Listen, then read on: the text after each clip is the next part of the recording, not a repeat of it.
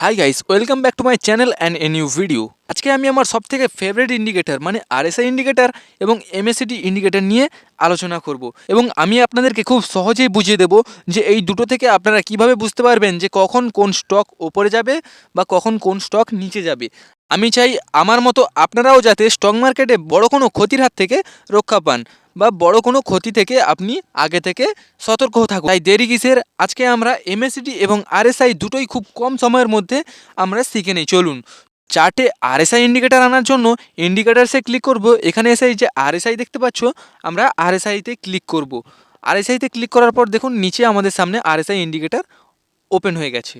এখানে দেখুন নিচে 30-এর দাগ আছে আর উপরে 70-এর দাগ, দুটো আপনাদেরকে নীল দাগ দেখা যাচ্ছে এবং মাঝখানে একটা লাল দাগ আছে। দেখুন এই মাঝখানে লাল দাগটা যখন ওপরে 70-এর লাইনের ওপরে ক্রস করবে তখন মার্কেটে ওভারব্রড হয়, মানে এই সময় মার্কেটের প্রাইস নিচে যাবে।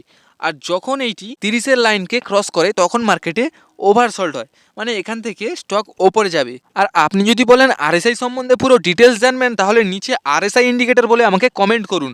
যদি 10টা কমেন্ট আসে তাহলে আমি আরএসআই সম্পর্কে একটা 30 মিনিটের ফুল কোর্স বানিয়ে দেবো। ওকে, আরে আমরা চার্টে এমএসিডি ইন্ডিকেটর আনবো। সেটা কিভাবে আনবো না, আমরা এখানে ইন্ডিকেটর যে আছে না, ইন্ডিকেটারসে ক্লিক করব। এখানে দেখুন এমএসিডি ইন্ডিকেটর আছে, তো আমরা এমএসিডি সিলেক্ট করে নেব।